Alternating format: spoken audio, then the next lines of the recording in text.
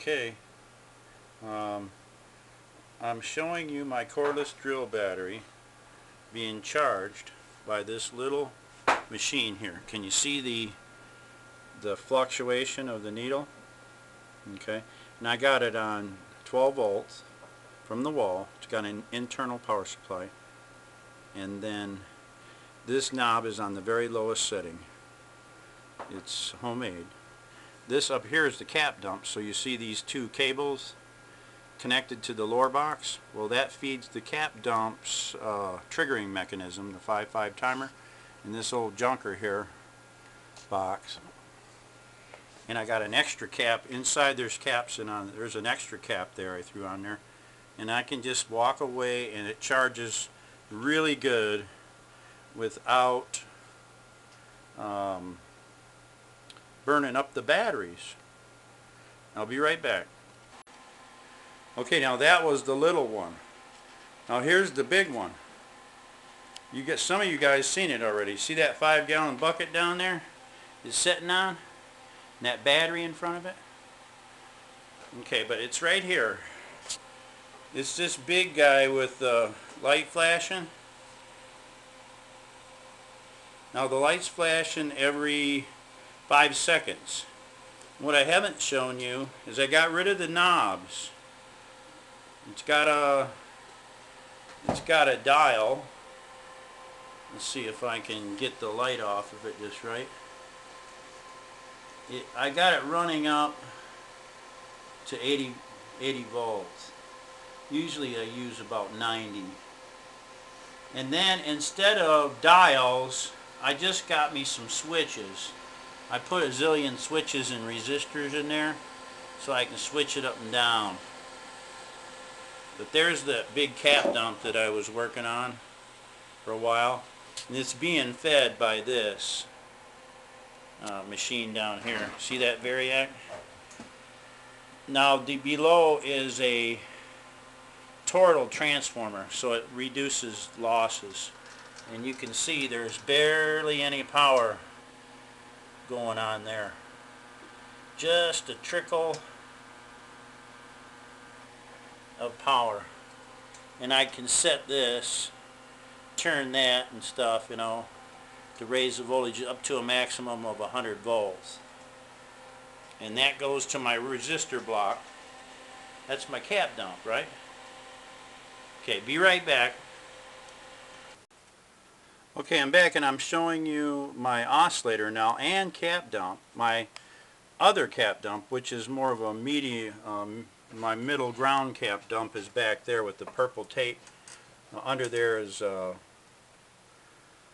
bunch of caps wired together. And see those stamps on that heatsink? I replaced those old cobbled up transistors I had in the beginning a couple years back with all the same part instead of just mismatched parts that I found. And then I also put these nice turn pots on there, 10 turns a piece. That really gives you accurate adjustments. Let's see if I can get over top so you can see inside there. It's just a little 5-5 timer with a bridge rectifier. Right here is the bridge. You'll see the heat sink.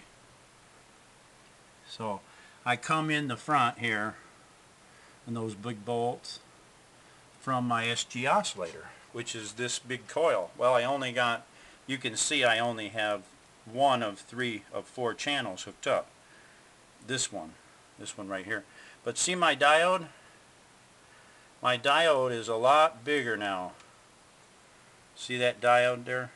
It's a lot better. I got some better ones yet coming. And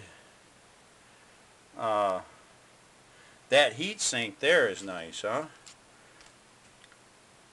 Now, I was getting, like, if I went to 1 amp a piece, I was getting heat because this diode, I believe.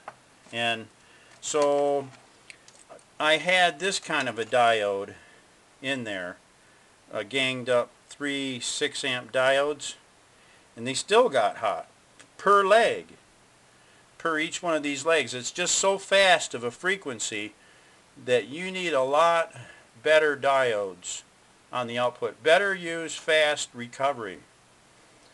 The fast diodes are becoming more predominant anyway, and they don't cost you a fortune. I got that little box back there. You see that little, well, this is the gear for my welder, but right back here, see if I can get a pencil to point for you. This little box right here is like a big wall adapter, this thing, and I plug it into the wall and it will give me 2 amps. And then I hook it to my coil right here, and I got 2 posts up here, a battery post on this wooden cabinet, because down underneath, you can't see it underneath the table, but I got a bunch of batteries down there on these big type of clamps, so I can charge big batteries under the table or little ones on top, you know, while I'm experimenting. And I got these 2 meters, and I just hang my amp gauge onto this when I plug it in.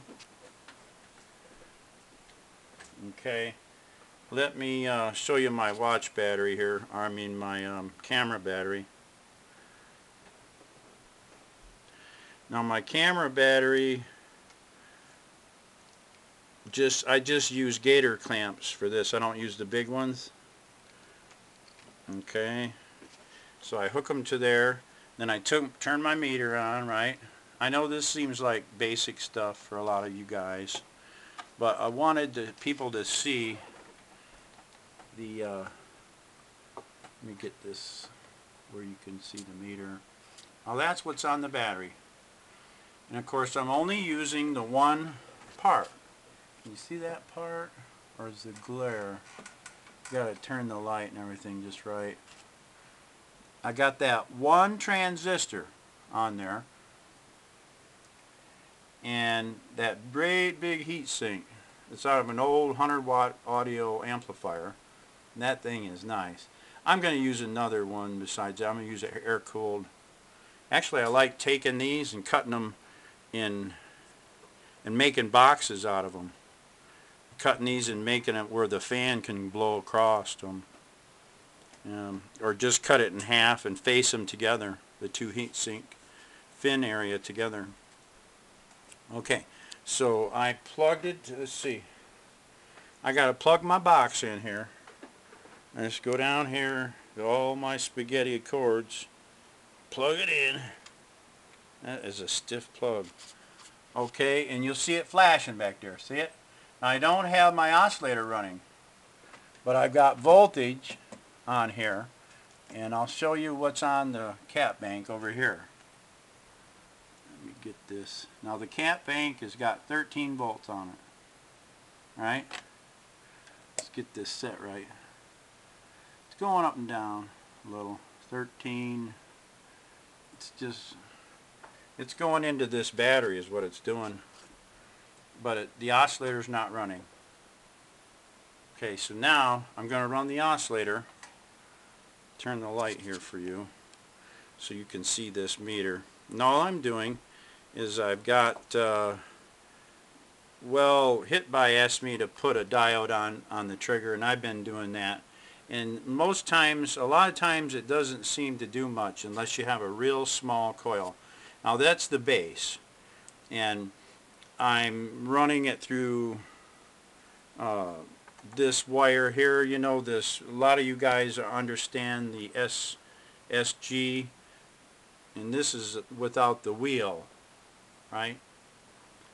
And it has this little tiny trigger wire. You can barely see it, and that's what makes your base leg trigger on your stamp there.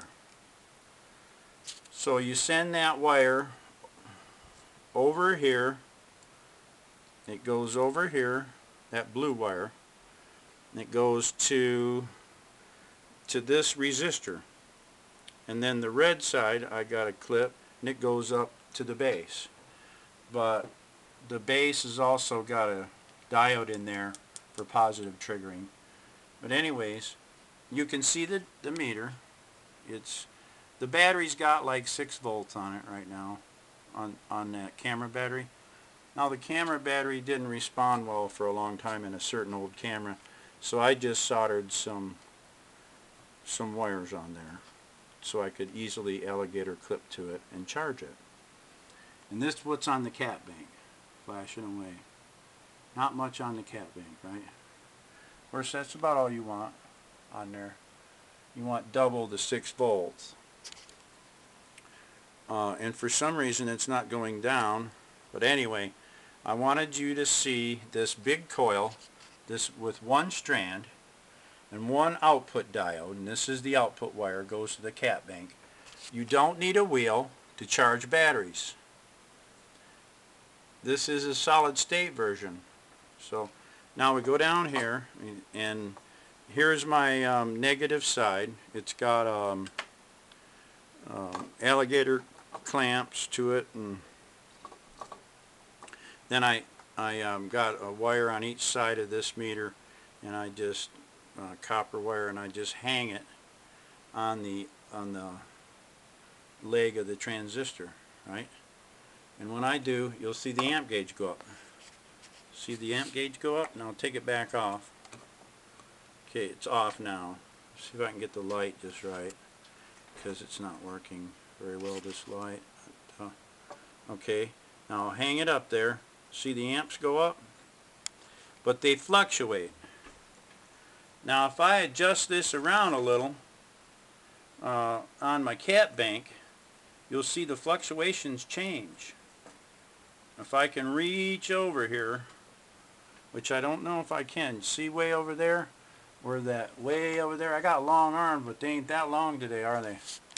And what you want is you want a fluctuation you're going to have, all right, on the needle, on the meters. I can't focus this, but you're going to have a fluctuation like that. But if it's wild, it'll pin that needle all the way over. You want it to wiggle a little bit back and forth, but you don't want it to fluctuate wildly, like up to 3 amps and then back down. This is a 5 amp scale. You can see, you should be able to see 5 amps on that. Well, it is. It's 1, 2, 3, 4, 5. And we're centered right about a 1 amp. And it's charging that battery. Now, you'll see it when it hits it, it goes up to about as high as 8. Yeah, see that 8 there? You gotta wait for the meters to, they're 8 something, 8 something, and then the cat bank is on up there. It's fluctuating between 23 to 40, 14, 13 as it flashes. See it back there?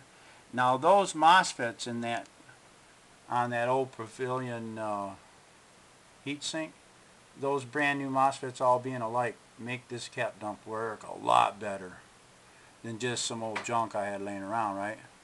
Because they're matched parts, they're close to it. And that's all being done with this converter. Well, now that's only one channel and low. I can run this one part up. I can put 3 amps on that part maybe, or 2. And it starts to get warm about 2.5 amps. Okay. So I bumped it and knocked it off, so we got it back running again. I just got it hooked on there, and I'm moving stuff around so you can see it. Okay, so I just wanted you to see that I'm rebuilding this. Now the